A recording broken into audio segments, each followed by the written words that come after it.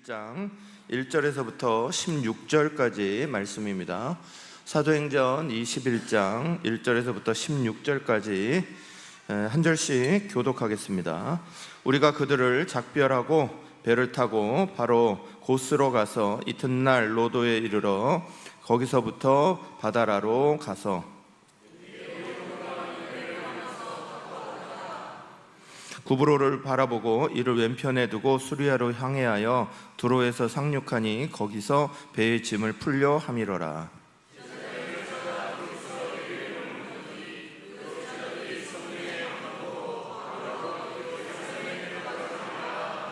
이 여러 날 지난 후 우리가 떠나갈새 그들이 다 처자와 함께 성문 밖까지 전송하거늘 우리가 바닷가에서 무릎을 꿇고 기도하고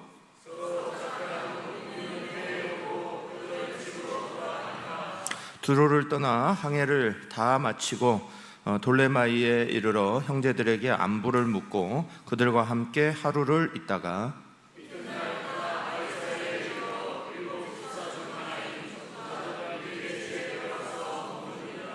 그에게 딸 넷이 있으니 처녀로 예언하는 자라.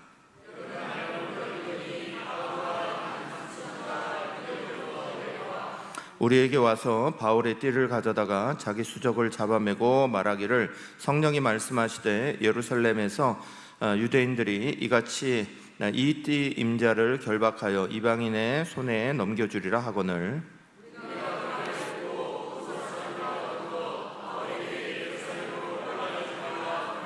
바울이 대답하되 여러분이 어찌하여 울어 내 마음을 상하게 하느냐. 나는 주 예수의 이름을 위하여 결박당할 뿐 아니라 예루살렘에서 죽을 것을 각오하였노라 하니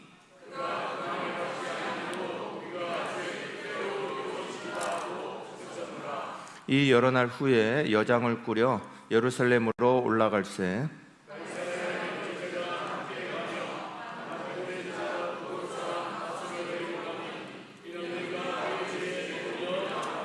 아멘. 오늘부터 부산에서는 무슨 일이 있어요? 전국체육대회가 열리죠. 전국체전이 열리죠. 그래서 지금부터 시작해갖고 목요일까지 전국체전이 쭉 열리게 되는데 여러 선전하는 모습들을 우리가 또 같이 이렇게 보게 될 겁니다. 1947년 이때는 뭐 우리나라 엘리트 교육이 이렇게 엘리트 체육이 시작될 수가 없었고 또 1947년 이때는 해방을 맞은 지 2년밖에 안 지났을 때니까 그때 우리나라의 뭐 여러 가지 상황은 굉장히 열악할 수밖에 없었습니다. 그때 이제 4월 19일 날 516명의 선수가 보스턴 마라톤 대회 50일의 보스턴 마라톤 대회에 자리를 쭉 펴고 출발선상에 서게 됩니다. 1947년 대회는 세계 신기록을 가지고 있었던 핀란드의 미코 히테넌이라는 선수도 참여했고 또 세계 정상급의 선수들이 대거 다 참석한 그런 대회였습니다. 근데 그 1947년에 보스턴 마라톤 대회에 우리 한국 선수가 출전하게 되죠.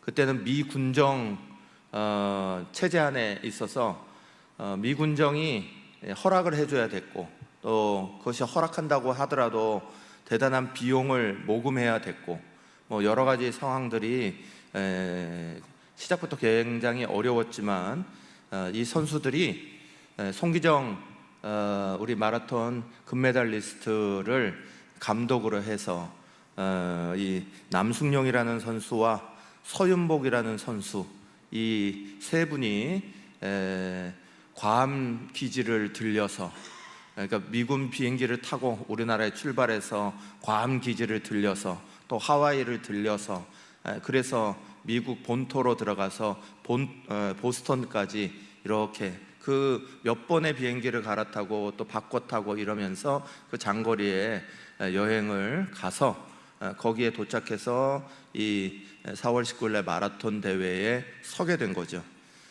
남승용 선수라는 분은 페이스메이커로 따라갑니다. 나이가 있고 서윤복 선수가 빨리 뛰지 못하도록 초반에 이렇게 호흡을 조절시키고 천천히 뛰게 하는 역할을 감당해서 그 대회에 들어갔다가 이 남승영 선수가 당시에 35살이었는데 35이나 먹었던 그 남승영 선수도 11위라는 아주 대단한 기록을 냈고, 또 서윤복이라는 선수는 절반 지점부터 시작해서 송기정 선수하고 송기정 감독과 함께 열심히 훈련했던 대로 절반 지점을 통과하면서 스퍼트하기 시작합니다. 다른 사람들보다 먼저 스퍼트를 시작해서 한 30km 지점까지 1위로 달리기 시작합니다. 선두 그룹을 다 제끼고 1등으로 앞으로 나아가서 막 앞으로 달려가서 세계의 막 미국의 TV들이 깜짝 놀라서 막 그렇게 저 선수가 누구냐 하고 중계하고 있을 때 보도에 있던 강아지가 튀어나오죠. 그래가지고 그 강아지를 피하다가 넘어지게 됩니다. 넘어지고 무릎을 다치고 이러면서 자빠지게 되고, 그 제일 큰 문제는 페이스 조절을 놓쳐버린 거죠.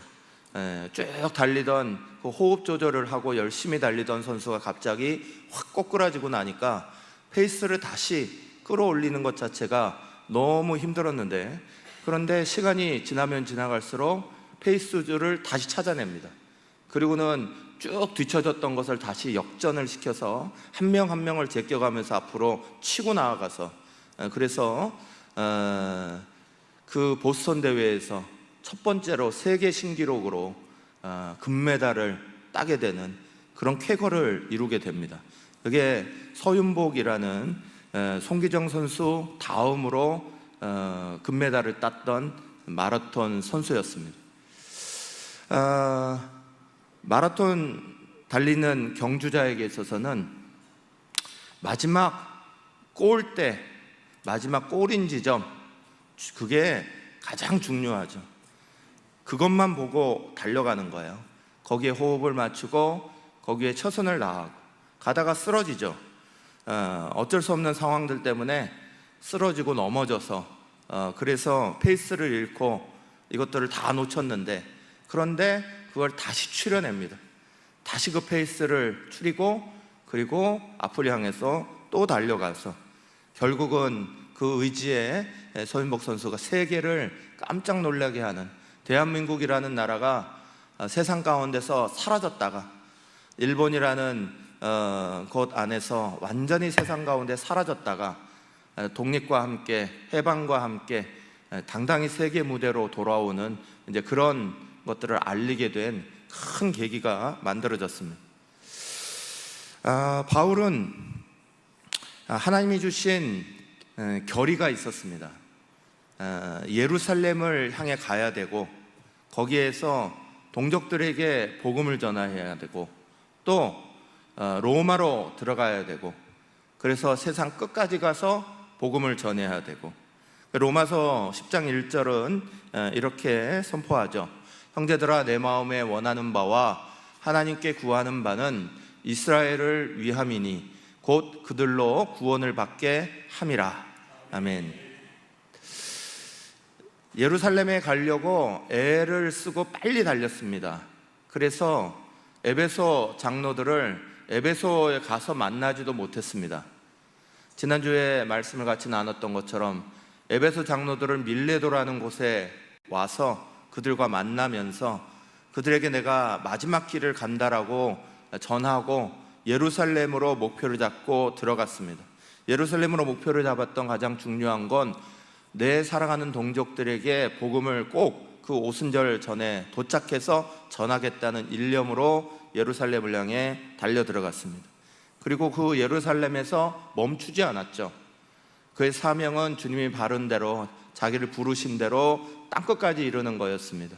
그래서 사도행전 20장 24절 우리가 지난주에 봤던 것처럼 내가 달려갈 길과 주 예수께 받은 사명 곧 하나님의 은혜의 복음을 증언하는 일을 마치려 하면은 나의 생명조차 조금 더 귀한 것으로 여기지 아니하노라 선언하면서 자기의 사명을 향해 달려가기 시작합니다.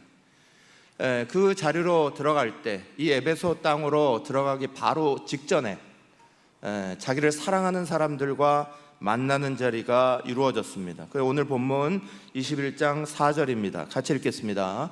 제자들을 찾아 거기서 이레를 머물더니 제자들이 성령의 감동으로 바울더러 예루살렘에 들어가지 말라 하더라. 아멘. 제자들과 마지막 만남을 가지고 이들과 함께 이제 그곳을 인사를 하고 들어가려고 하는 그 자리에 만나는 일주일 동안 바울은 수많은 사람들에게 예루살렘으로 가면 안 된다라는 소식을 듣습니다. 그것도 그냥 하는 말이 아니라 성령의 감동을 받은 사람들이, 또 바울을 지극히 사랑하는 사람들이, 바울의 반대파들이 얘기한 것이 아니라 바울을 지극히 사랑하는 사람들이 바울을 향해서 가면 안 된다 얘기합니다. 그곳으로 올라가면 안 됩니다. 성령의 감동 가운데 분명히 말해줍니다. 또 7 집사 중에 한 명이었던 빌립이라는 집사의 집에 머무르게 되니까 그 빌립의 집에 머무르고 있었던 선지자 아가보라는 사람은 띠를 가지고 와서 이 띠의 주인이 이렇게 결박을 당할 거다 하면서 바울의 띠를 가지고 보여주면서 바울에게 네가 지금 예루살렘으로 가면 이런 결박을 당할 거다라는 걸 보여줍니다. 또 빌립이라는 사람은 우리가 잘 알듯이 에디오피아 내시에게 복음을 전했던 사람입니다.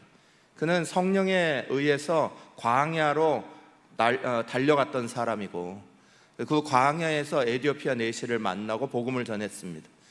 이 빌립은 성령에 대해서 굉장히 민감했던 사람입니다. 그 빌립이 또 그 빌립의 딸 4명이 다 성령에 충만해서 항상 예언하는 일들을 하고 있었는데 그들이 똑같이 동일하게 말합니다. 예루살렘으로 가면 안 됩니다. 예루살렘으로 가면 당신은 결박당할 겁니다. 당신은 죽음의 자리를 만날 겁니다. 계속해서 말해줍니다. 그 자리를 계속해서 듣는 바울은 자기를 배척하는 사람들의 얘기가 아니잖아요. 자기를 염려하는 사람들의 이야기고 자기에게 사랑을 나눠줬던 사람들의 이야기고 더더욱이나 성령에 충만해서 사람들이 지금 얘기해주고 있습니다. 그런데 바울은 우리가 잘 알듯이 이 이야기를 듣지 않습니다. 바울이 고집이 세서 듣지 않나요? 바울이 고집불통이라서, 바울은 다른 사람의 말에 귀 기울일 줄을 몰라서, 성령의 은혜를 바울은 몰라서, 그렇기 때문에 바울은 이 소리를 듣고 있지 않는가요?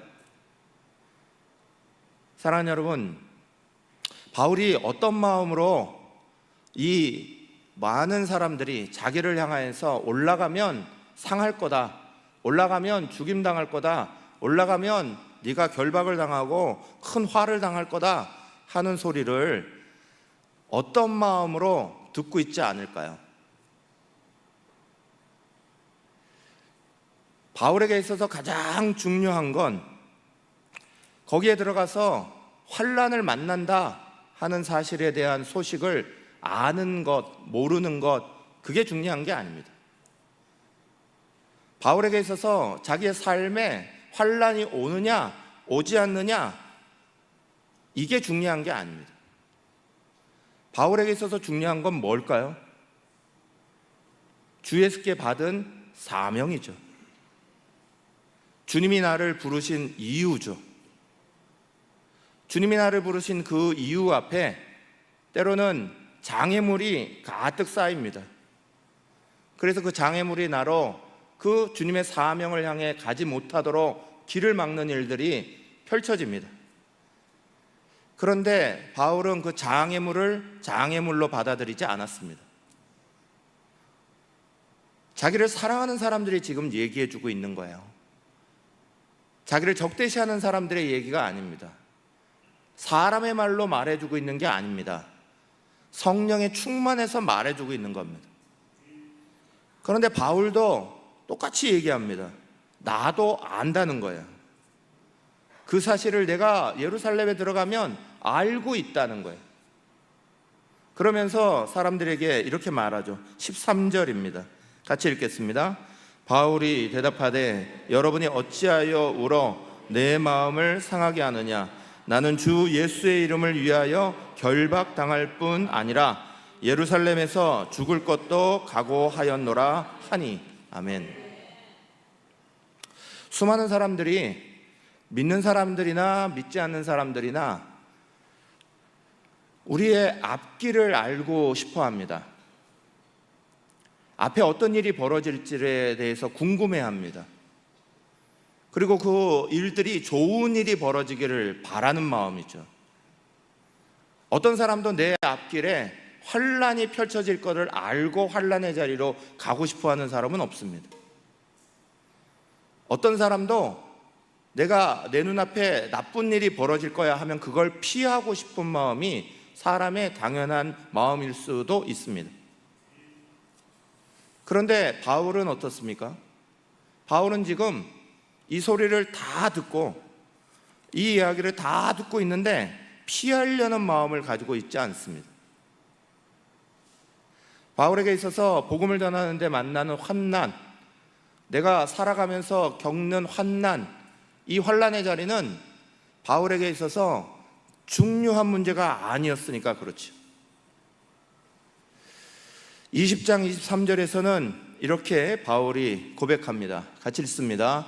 오직 성령이 각성에서 내게 증언하여 결락과 환난이 나를 기다린다 하시나. 그리고 나서 우리가 아는 대로 나의 달려갈 길과 주 예수께 받은 사명, 이 바울의 고백이 24절에 나오는 거예요. 각성에서 다닐 때마다 예루살렘으로 갈 때 나는 이미 환난과 결박이 있다는 사실을 알았다는 거예요. 그 얘기를 성령께서 이미 자기에게 하는 것들을 다 들었다는 거예요. 옆에 있는 사람들을 통해서도 확인하고 있는 거예요. 그 자리로 들어가는 일들이 어떤 믿음일까? 두려움을 향해서 나아가는 믿음, 이것이 과연 어떤 믿음일까? 저는 우리 사랑하는 성도들이 이 믿음에 관심을 가졌으면 좋겠습니다.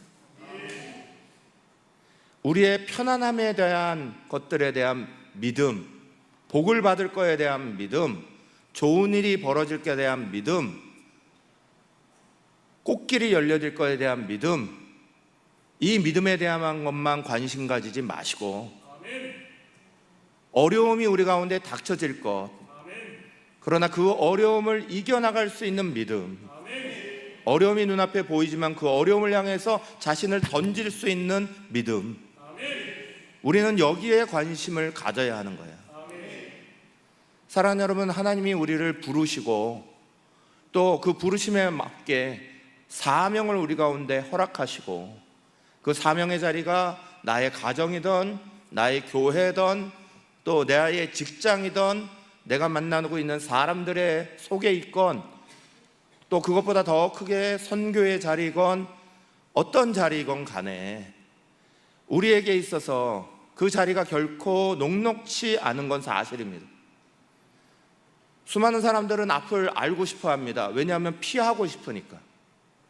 수많은 사람들은 나쁜 일이 벌어질 것에 대해서 안다면 거기를 돌아가고 싶어 하니까. 사람들이 저에게 와서 기도해 달라고 할 때 수많은 사람들은 이 아픔을 없애주세요 라고 기도하는 것이 대부분입니다. 이 괴로움을 피하게 해주세요 라고 기도하는 것이 대부분입니다. 잘 되게 해주세요 라고 기도하는 것이 대부분입니다. 그런데 바울은 그것을 피하고자 하는 기도를 하지 않았습니다. 바울은 그것을 넘고자 하는 믿음으로 나아가죠. 그것을 지나갈 수 있는 믿음, 그것을 뚫고 들어갈 수 있는 믿음. 제가 선교사로 카자흐스탄에서 지냈잖아요. 그 카자흐스탄에서 제가 처음에 딱 들어가서 얼마 안 돼서 1년쯤 지나고 난 다음부터 교회를 개척하기 시작했습니다. 첫 번째 이런 언어도 조금 되고 뭐 여러 가지 상황들이 그랬고, 그리고 나서 이제 그 일을 넘어서 교회 개척의 자리가 시작됐습니다. 교회 개척의 자리가 꼬박 1년이 넘게 걸렸어요. 왜냐하면 일단 거리 자체가 1300km가 떨어져 있었으니까, 그 먼 거리를 개척해야 되는 상황이었으니까, 그래서 오르가 내리는 거리만 해도 뭐 2600km였으니까 그걸 뭐 매주 왔다 갔다 2600km를 매주 왔다 갔다 하고 살았는데도 서류를 만들고, 그래서 교회에 등록을 받고 사람들을 전도해서 이 사람들이 우리 교회의 시작점이 되는, 법에서 요구하는 최소의 인원수를 만들어서 그것을 복음 전하고 해서 사람들을 구성하고 이렇게 해서 교회를 등록시키기까지가 7, 8개월의 시간이 걸렸어요. 그리고 그 시간을 집어넣어 놓고 이제 이거를 집어넣어 놓고는, 그리고는 한국으로 빠져나올 수밖에 없었어요. 왜냐하면 거기에 이제 등록증이 나오고 나면 그 등록증을 가지고 그 등록에 맞춰서 내 비자를 바꿔야 되니까, 내가 거기서 허락을 받아서 들어가는 사람으로 그 교회라는 곳에서 제가 세우게 되는 그 교회라는 곳에서 이 비자를 받아서 들어가게 되니까, 그래서 나와서 2년이 지난 다음에 나왔죠. 밖으로 나와서 이 비자를 바꾼다고 밖에 이렇게 나와 있었습니다. 그런데 비자가 한 달 만에 나올 거라고 예상을 했는데 이게 한 3달쯤 걸렸어요. 그래서 어쩔 수 없이 한국에 한 3달 정도 머물게 됐습니다. 한 달 정도 이렇게 머물 때는 중간중간에 뭐 출장도 나오고 이랬으니까 뭐 한 달 정도 이렇게 머물고 이럴 때는 다시 들어갈 준비를 막 하느라고 이마트 가서 막 라면과 뭐와 이런 거를 막 사기 바쁘고, 생필품 사기 바쁘고, 한국 거 사기 바쁘고, 가서 어떻게 할까 다시 그런 거 준비하고, 또 여러 분들을 막 만나서 이런 사역이 이렇습니다 보고하고 막 이렇게 하기 바빠요. 그래서 한 달이라는 시간이 후딱후딱 지나가 버립니다. 그런데 한 3달을 머물게 됐어요. 그러니까 한국에서 그걸 기다리게 됐는데 3년 차가 됐을 때죠. 1년, 2년이 지나가고 3년 차가 됐을 때 다시 들어가는 상황이 된 거죠. 근데 2달이 넘어가기 시작하니까 마지막 이제 3달 지나가고 나서 이제 그게 비자가 나와서 한 4달째쯤 내가 다시 들어가게 됐는데, 그 3달쯤 됐을 때 마음속에 막 오르러오는 마음은 가기 싫다는 마음이었어요. 두렵다는 마음이었어요. 제가 선교지로 나아갈 때, 전에도 잠깐 제가 말씀드린 적이 있는데, 부모님한테 하직 인사드리고 유서 쓰고 이러고 나갔거든요. 그런데 나가서 살아보니까 살만했어요. 살만하다 이런 생각이 들었습니다. 그래서 나름 정착을 잘하고 이제 개척도 막 하는 동안 정신없이 지냈으니까 1300km 올라갔다가 1400km 내려왔다가 이거를 매주마다 왔다 갔다 해보세요. 얼마나 정신없을지. 막 이걸 계속 이렇게 하는 거에 정신없이 이러고 있다가 한국에 나와서 2달이 넘게 가만히 있고 3달째가 딱 들어가니까 한국 사회가 눈에 다시 보이기 시작했어요. 한국이 야경이 좋더라고요. 한국에 살면서 와, 야경이 이쁘다 이렇게 생각해 본 적이 거의 없었던 것 같아요. 그 젊은 날에 제가 30살 넘어서 나갔으니까 그때까지 한국이 되게 예쁘다 이런 생각을 했던 것이 없었던 것 같아요. 카작에서 2년 살고 딱 돌아오니까 카작은 밤 되면 시커멓거든요. 빛이 거의 없어요. 빛이 가로등 정도 조금 비치는 정도밖에 없으니까 집에 불도 되게 약하고 어두컴컴하게 이렇게 지내다가 너무 화려한 거예요. 그게 2달을 넘어가면서 눈에 들어오기 시작했어요. 그러면서 카자흐스탄 생각이 자꾸 납니다. 그런데 생각을 할 때마다 가서 내가 죽을 뻔한 게 자꾸 떠올라요. 그 2달을 하는 동안에 개척하고 2년 차가 됐어요. 교회를 개척하고 1600km를 왔다 갔다 2600km를 왔다 갔다 하고 나는 동안에 제가 몸이 굉장히 아팠어요. 이게 너무너무 힘들었으니까. 한겨울에 그것도 영하 40도를 뚫고 막 계속 왔다 갔다 하고 다녔으니까. 그때는 제가 30대에 쌩쌩할 나이였는데, 그때 뭐 어느 날 중국에 이렇게 갔다가 설 명절에 중국에 갈 일이 생겨가지고 중국에 갔다가 중국에서 그때 사스가 돌 때인데 거의 쓰러져 있었어요. 한 3일 동안 혼수 상태로 있었던 적이 있어요. 그러니까 너무 힘들었다가 나오니까 뭐 갑자기 긴장이 다 풀리고, 비행기 안에서부터 열이 펄펄 끓어가지고 가스 그 기계가 이렇게 나오는 사람을 열을 찍고 있는데 거기를 통과하면서 와 막 열이 펄펄 나갖고 통과했었으니까. 그래서 제가 알고 있는 선교사님 뒤에 머물렀는데 가갖고 한 3일간 완전히 실신해서 일어나지는 못하고 그 집에 그냥 무조건 신세를 졌던 그런 기억이 있습니다. 그 자리로 내가 다시 들어가야 된다 생각을 하니까 너무 마음이 두려운 거예요. 한 달 이럴 때는 그냥 막 가면 되지, 가야지 이랬는데 2달이 넘고 다시 이게 보이니까 그때 제가 알았어요. 무식하면 용감한 거구나. 무식하면 용감한 거, 알면 무서운 거구나. 제가 그때 알았어요. 아는 자리를 내가 들어간다는 거, 아는 자리에 내 자신을 집어던지고 우리 가족들을 집어던진다는 게 얼마나 두렵고 무서운 일이라는 걸 그때 알게 됐어요. 사랑하는 여러분, 바울이 자기가 모든 성에서부터 예루살렘에 들어가면 결박을 당하고 죽임을 당할 거라는 얘기를 다 들었습니다. 그걸 알고 들어가는 자리입니다. 어떤 두려움이 있었을까요? 그의 마음을 붙잡고 있는 건 어떤 마음이었을까요? 자기 자신도 성령으로부터 가면 결박과 환난을 당할 거라는 걸 다 알고 있었고, 자기 주변의 사람들도 자기를 사랑해서 그 얘기를 똑같이 다 해주고 있습니다.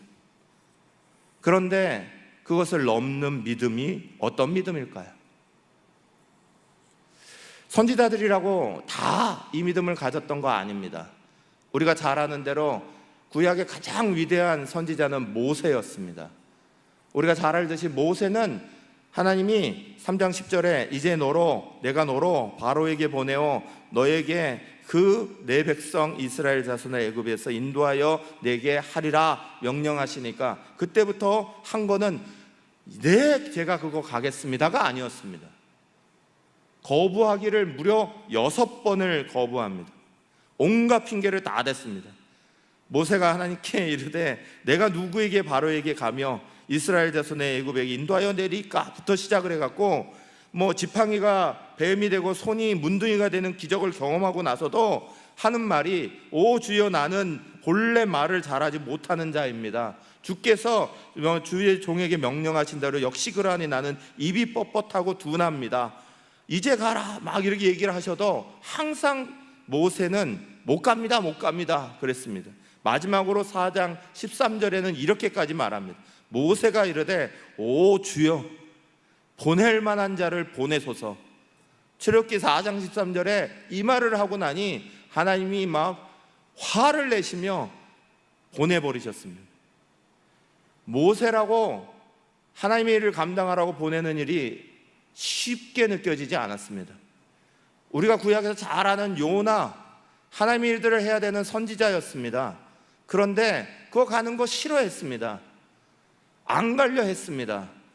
그래서 도망가다가 물고기 뱃속에 들어가 3일 동안이나 고생하고 나서야 겨우 질질 끌려서 가갖고, 그것도 이 큰 성읍에 하루 종일 돌아다닌 것도 아니고 반나절 겨우 돌아다니면서 이 성이 망할 거다 되는 둥 마는 둥 하는 이야기한 거밖에 없습니다. 사랑하는 여러분, 우리는 우리가 싫어하는 거, 또 우리가 무서워하는 거, 두려워하는 거, 그 자리에 가는 거 선지자들이라고 쉬운 거 아닙니다. 예수님은 근데 그 길을 가셨죠. 우리가 잘 아는 예수님은 그 십자가의 길로 가셨습니다. 마가복음 8장 27절에 33절 쭉 말씀하시면서 베드로에게 나중에 그렇게 강하게 얘기하시죠.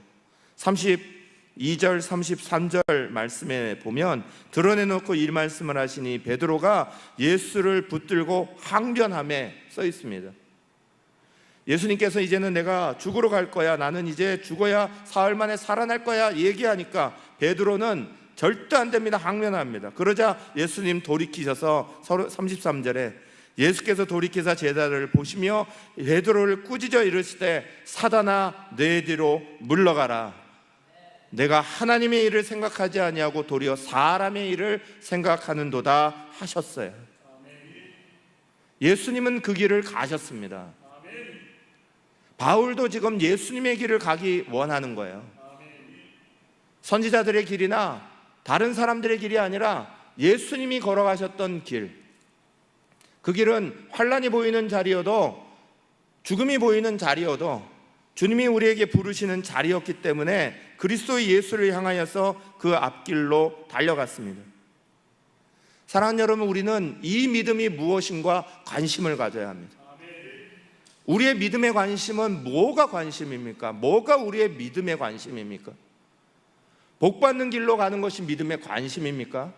잘 되는 길로 가는 것이 믿음의 관심입니까? 우리의 믿음의 관심은 뭐에 초점을 맞추고 살아가고 있는 겁니까? 바울의 믿음의 관심은 오직 나에게 맡기신 주님의 사명입니다. 주님이 걸어가신 길입니다. 주님이 지신 십자가입니다. 그 십자가를 끝까지 부여잡고 넘어져도 쓰러져도 다른 길이 있어도 그 길을 가려고 하는 겁니다. 아까 말씀드린 서윤복 선수는 30km 그 한참을 달려가던 길에서 개 한 마리가 튀어나오는 바람에 그 개 때문에 엎어져 버렸습니다. 달리던 마라톤 선수가 그 페이스를 잃어버리고 넘어졌습니다. 그 페이스를 다시 찾는 것 자체가 거의 불가능하다고 모든 뉴스 캐스터들은 막 얘기합니다. 그거를 잘 보여주는 영화를 만들었잖아요. 1947 보스턴이라는 영화가 나와 있습니다. 그 영화를 보면 정말 생생하게 나옵니다. 30km 지점에 퍽 쓰러졌을 때, 그리고 그것을 다시 끌어올리려고 마음을 먹어야 할 때, 포기하고 싶은 것들이 잔뜩 있을 때, 그의 초점은 마지막 결승점에 있었어요.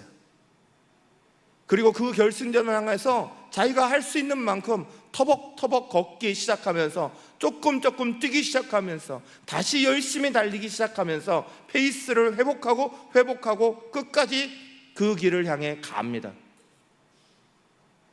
사랑하는 여러분, 우리가 그리스도인들로서 믿음의 자리들을 끝까지 달려갈 때 우리에게 정말 필요한 것은 바울과 같은, 우리가 사도행전을 보고 있는 가장 중요한 이유는 사도행전을 통해서 어느 자리가 성공적으로 잘 됐다, 어떤 자리가 성공적으로 이루어졌다, 복음이 어떻게 전해졌다, 그거보다 훨씬 더 중요한 건 바울이 어떻게 끝까지 가고 있느냐, 그거죠. 마지막까지 어떻게 그 자리를 넘어가느냐, 환난을 만났어도 그 환난의 자리를 어떻게 뚫고 들어가느냐, 어려움이 있어도 그 사명의 자리를 완수하기 위해 그것을 어떻게 넘어가고 있느냐. 오늘도 바울은 자기가 친한 사람들 모두가 이 길은 못 갑니다 라고 말합니다. 많은 사람들이 자기를 싫어하는 사람이 아니라 자기를 좋아하는 사람들이, 자기를 사랑하는 사람들이 이 길은 못 갑니다 라고 말합니다. 그런데 그 길에 주님이 말씀하지 않았기에, 주님이 너의 길을 가지 마라고 막지 않으셨기에 바울은 그 길을 향해서 또 넘어갑니다. 여러분, 오늘 우리는 주님으로부터 받은 사명, 나의 부르심의 자리, 그 자리가 어떻게 지켜지고 있는 겁니까? 어딘가를 가야지만 지키는 거 아닙니다. 벗어나는 것이 오히려 피하는 일일 때도 많습니다. 끝까지 그 자리를 지켜야 되고 끝까지 그 자리를 고수해야 되는 게 환난의 자리로 들어가는 길일 때도 많습니다. 하나님이 내게 명하신 그 사명의 자리가 여기에 있다면, 그 사명의 자리를 향해서 자기의 자신을 끝까지 들을 수 있는 믿음, 그 모든 환난들이 다가올 때 그 환난들을 좋은 일이 아니라 결박이 내게 보이는 것들을 향해서 넘어갈 수 있는 믿음. 사랑하는 여러분, 오늘 우리는 바로 이 믿음에 관심을 가져야 되는 거예요. 이게 주님이 우리로 하여금 성숙한 믿음을 하실 때, 원하실 때 요청하시는 내용들입니다. 오늘 우리는 쉬운 자리, 원하는 자리, 기뻐하는 자리를 향해서만 우리의 발걸음을 가지고 나아갈 수 없습니다. 주님이 우리에게 맡기신 사명의 자리는 결국 바울이 만난 것처럼 때로는 자기 한계를 넘어야 되는 자리로, 부딪혀야 되는 자리로, 내 것이 맞닥뜨려야 되는 자리로 가야 될 때를 만날 수가 있기 때문에 바울은 그 자리를 결코 피하지 않았습니다. 사랑하는 여러분, 21장 15절에서 16절 상반절은 이렇게 말합니다. 이 여러 날 후에 여장을 꾸려 예루살렘으로 올라갈새 가이사랴에 몇 제자들과 함께 가며 한 오랜 제자 구브로 사람 나손을 데리고 가니 그랬습니다. 바울의 혼자의 믿음이 아니다라는 걸 마지막 부분은 말해주고 있어요. 바울만 이 환난의 자리로, 결박을 하는 자리로 간 게 아니잖아요. 바울에 있는 몇 제자들도 바울이 그것을 향해 넘어가는 걸 보고 나도 같이 가겠다 하고 바울과 함께 넘어가고 있어요. 여러분, 이게 바울 혼자의 이야기가 아닙니다. 예수님 그분이 가신 길만이 아닙니다.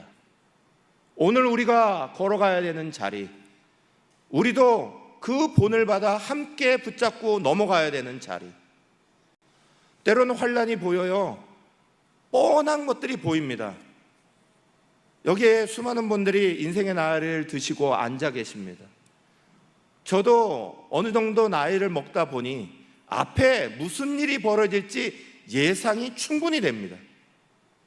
하나님 앞에 기도하고 하나님 앞에 무릎 꿇다 보니 앞에 어떤 일이 닥칠 건지 뻔히 보이는 일들이 많습니다. 저희 아내도 저한테 자꾸 그렇게 말합니다. 여보, 제발 좀 하지 마. 좀 천천히 있어. 그거 안 하면 되잖아. 왜 그 고생을 자꾸 하는 거야? 왜 자꾸 하려고 하는 거야? 하지 마. 저를 사랑하는 아내가 저에게 늘 말합니다. 하지 말랍니다. 당신 몸 생각하고 당신 뭐 생각하고 하지 말랍니다. 사랑하는 사람들이 우리에게 좀 보존해, 건강 걱정해, 여러 가지 하지 마, 이런 것들 때문에 저런 것들 때문에 하면 안 되잖아, 어렵잖아, 수많은 말을 우리 가운데 던집니다. 우리 스스로도 압니다. 바울처럼 이 일을 하면 환난과 결박이 우리에게 다가올 거라는 거 우리도 많이 보입니다. 성령에 충만하지 않아도 인생의 경험만 가지고도 이 일을 하다 보면 어려움이 닥칠 거야. 이 일을 하다 보면 오해도 받을 거야. 여러 가지 환난의 어려움이 부딪힐 거야. 알게 됩니다. 그런데 그 아는 자리가 중요한 게 아니에요. 아는 자리를 어떻게 믿음으로 넘어갈 거냐죠. 어떻게 우리의 믿음은 그것을 향해서 그것보다 더 크신 주님이 나를 부르신 그 부름의 자리로 나아갈 거냐. 사랑하는 여러분, 저는 우리 사랑하는 성도들이 이 믿음에 관심 가질 수 있기를 간절히 축복합니다. 그 믿음이, 그 신앙이 우리를 하여금 오늘 살아가는 우리의 삶의 자리를 완전히 바꿀 거니까. 내가 살아가고 있는 이 자리를 주님의 나를 부르신 그것으로 인하여서 넘어야 되겠다고 생각하도록 만들어주니까. 여러분, 우리는 살아가면 살아갈수록 건강 때문에 핑계할 거 많습니다. 자녀 때문에 핑계할 거 많습니다. 안 된다고 되는 이유가 우리의 인생에는 점점 더 늘어납니다. 이런 것이 없어서 안 되고 저런 것이 안 돼서 안 되고 수많은 이유들이 우리 가운데는 가득가득 쌓이는 겁니다. 사랑하는 여러분, 안 되는 이유를 따지기 시작하면 우리는 끝도 없는 겁니다. 그러나 우리가 그 모든 것들보다 되는 이유 한 가지는 주님이 나를 부르셨기 때문이에요. 내가 믿음을 가지고 있기 때문이에요. 그 믿음의 자리를 향하여서 안 되는 것을 향하여 믿음의 자리를 열고 들어가는 것, 거기를 위하여 헌신하고 있는 것. 때로는 이게 어느 자리로 나가는 게 중요한 게 아니라니까요. 내 자리가 그것을 버텨내야 된다 하면 버텨야 되는 거죠. 내가 붕붕붕 떠가지고 둥둥둥 떠가지고 뭔가를 자꾸 피하려 하고 이쪽으로 저쪽으로 나가버리려 하고, 마치 어떤 분들은 선교를 나가는 것을 자기의 인생에서 이것들이 마치 더 큰 환난을 향해 나아가는 것처럼 생각하시지만 수많은 경우에는 피하고 도망가려고 하는 분들을 저는 많이 봤습니다. 하나님을 향해 거룩한 일을 마치 하는 것처럼 보이지만 결국 본질적으로 나의 자리를 피하려고 하는 자리, 내가 맞닥뜨려야 되는 환난의 자리를 피하고 다른 것들로 채우려고 하는 자리. 사랑하는 여러분, 오늘 우리의 자리는 나가냐 여기 있느냐가 중요한 게 아닙니다. 환난의 길로 들어가느냐 환난이 없느냐 이게 중요한 게 아닙니다. 하나님이 나를 부르신 그 본질에, 하나님이 나를 부르신 그 믿음에 나는 어떻게 반응하고 믿음으로 그것을 뚫고 나아가느냐, 그게 중요한 거죠. 사랑하는 여러분, 오늘 바울이 가졌던 이 믿음에 저와 여러분이 다시 한번 관심 가지시기를 간절히 축복합니다. 우리 같이 한번 기도합시다. 하나님, 우리 자신을 돌아봅니다. 오늘 주께서 우리에게 바울을 통해 보여주시고 있는 이 믿음, 모든 것들이 안 된다라고 말하는 수많은 안 된다는 이유가 자신을 둘러싸고 있는 이 자리 가운데서 나 스스로도 안 된다라고 말하는 그 자리 안에 머물러 버리지 말게 하시고, 하나님, 그 속에서도 여전히 나를 부르신 목적이 무엇입니까? 하나님이 나를 부르신 그 마지막 지점이 무엇입니까? 마치 마라톤 선수가 달려가다가 페이스를 잃고 자리에 쓰러지고 넘어져 버려서 포기하고 싶을 그 자리가 닥쳐왔을 때도 마지막 그 끝까지의 고린 지점을 바라봐야 하고 다시 일어나 달려나가서 끝까지 달려나가야 하듯이 오늘 우리의 삶의 자리는 반드시 그러한 일들이 일어납니다. 지치고 힘들고 쓰러지고 넘어져서 일어나기 싫고 다시는 일어나려면 이제까지 달려왔던 것보다 몇 배의 힘이 들기도 하고, 그것을 알고 들어가기 때문에 더 많은 두려움이 생기기도 하고, 그러나 주님이 나를 부르시는 그 자리까지 끝까지 달려갈 수 있도록 힘을 주시는 분도 하나님이시고 다시 일으키시는 분도 하나님이시기에 우리는 다시 그 하나님을 붙잡습니다. 그리고 그 하나님을 향하여 나의 믿음을 드립니다. 버텨내라 버텨내라 하시면 나는 끝까지 그 자리를 버텨낼 것이고, 나아가라 나아가라 하시면 나는 그 주님의 말씀 따라 나아갈 겁니다. 그것이 나의 믿음이고 그것이 나의 신앙입니다. 그런 고백을 할 수 있는 성도들이 될 수 있기를 이 시간에 주의 말씀 붙잡고 주여 외치며 함께 기도하겠습니다. 주여.